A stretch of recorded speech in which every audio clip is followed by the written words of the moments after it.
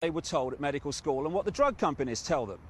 You've got teachers who repeat what they learned in their exams and what they learned at teacher training college, and they repeat that to the next generation. And the great repeaters are what pass for journalists. This is that area outside Parliament where they stand there doing their pieces to camera, telling people what's going on. Here we have the crews waiting for the journalists to come across from Westminster and stand there and tell them what's happening in the world. The fact is, they don't know what's happening. They know nothing. So this is what they should be saying if they were telling the truth. Now over to Westminster for the latest news from David Icke. Thank you, you. Well, I've got to be honest, mate, I haven't got a clue what's going on. I tell you what my job is, right? I wear a dark suit, not normally, but, you know, I'm playing here. And I'm come over from there, and I tell you what they've told me is going on. And I deliver it as if I know what's going on, and it's really true. I haven't got a clue if it's true. But they tell me, and they wouldn't lie, would they? I mean, would Tony Blair lie about what's really happening? Would George Bush, please? I'm a journalist, trust me. And so, what we call news, what you get paid a lot of money for reading AutoCue about, is merely propaganda that they have told me and I tell you. David Icke, BBC, ITN, CNN, CBS, Sky News, Westminster.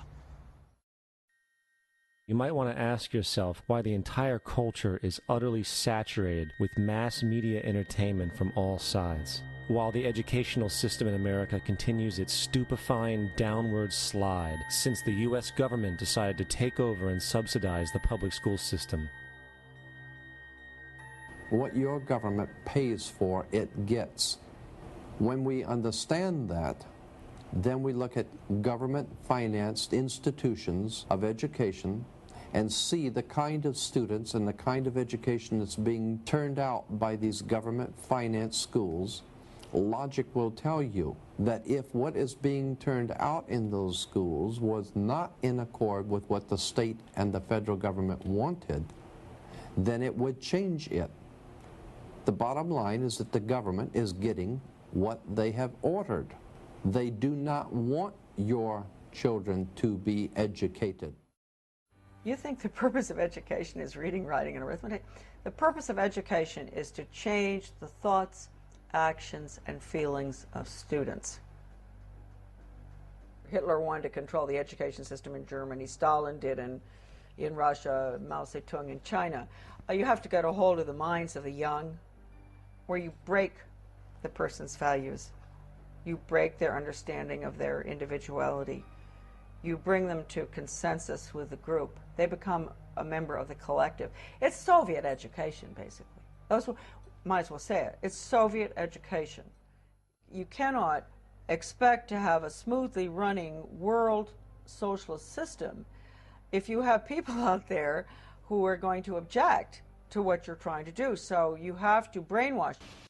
If you sat around a table and you said, right, what we need to do is we need to find some way of getting young people to see the world the way we want them to see it, so that by the time they become adults, they are completely following the reality we want them to believe in. Someone might say, well, they might not have it like, but you know the ideal thing? What we do is we have a system where we take children away from their parents at least 5 days a week, all day, from about the age of 4 and 5, and we have control of their minds until they're about 17, 18. That would be ideal. Well, of course, that's what happens. Yeah. It's called the education system. Yes. And it's indoctrination. Schooling is a form of adoption. You give your kid away to a group of strangers. You accept a promise, sometimes stated and more often implied, that the state, through its agents, knows better how to raise your children and educate them than you, your neighbors, your grandparents, your local traditions do. And that your kid will be better off so adopted. By the time the child returns to the family or has the option of doing that, very few want to. their parents are some form of friendly stranger too, and why not? In the key hours of growing up, strangers have reared the kid. Now let's look at the strangers, of which you were one and I was one.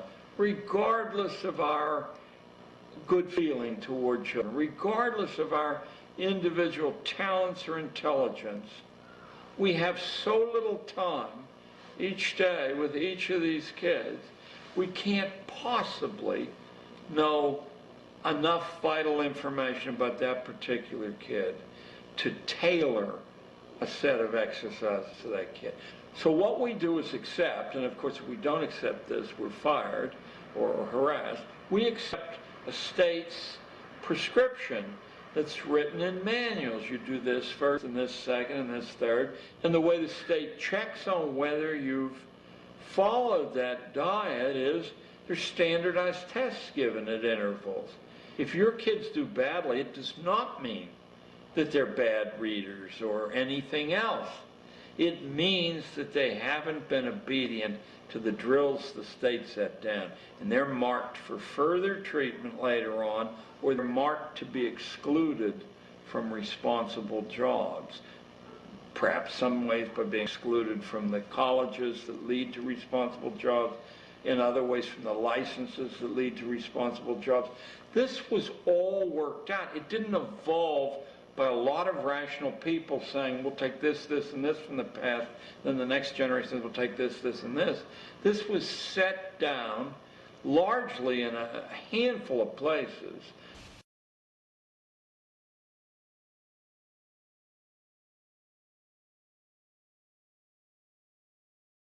I think it's important to understand that most of the educational programs that are implemented in the United States stem from the National Education Association. And the NEA was actually founded by John D. Rockefeller. And John D. Rockefeller, I think, voiced the beliefs of this ruling elite that wants to try to homogenize our education system when he was quoted as saying, I don't want a nation of thinkers, I want a nation of workers. So I think the education system is not only pushing people into a socialized version of government, but also dumbing the individual down to the point to where he'll be a good worker in the factory, or he'll be a good worker in Silicon Valley. He may know a lot about computers, but he is not going to have a classic education that would allow him to take all of the facets of the culture and the society and put it together and really form an intelligent opinion as to what's really going on and what might be in the best interest of the individual. Now let's shift to the basis of your question, which is Rockefeller and Carnegie and J.P. Morgan. These people saw a different kind of utopia. They thought that this material abundance, since they had abandoned a belief in a creator or an afterlife, this material abundance was the best that a human life could aim for. And to do that, the family had to be moved off center stage, and the children had to be processed like raw materials. These are the people who saw to it with their influence that when legislation that was wildly radical based on any past model was proposed, that the right legislators would vote that legislation through. They saw to it that money was available to build these vast piles of brick and stone and to drain children out of the community by the force of law, mind you, because they don't teach the way children learn, nor can they teach the way children learn. That's not what they're set up to do. They're set up to produce a predictable, homogeneous, safe product. They're set up to sort people into occupational categories, roughly consonant with what the current economy demands.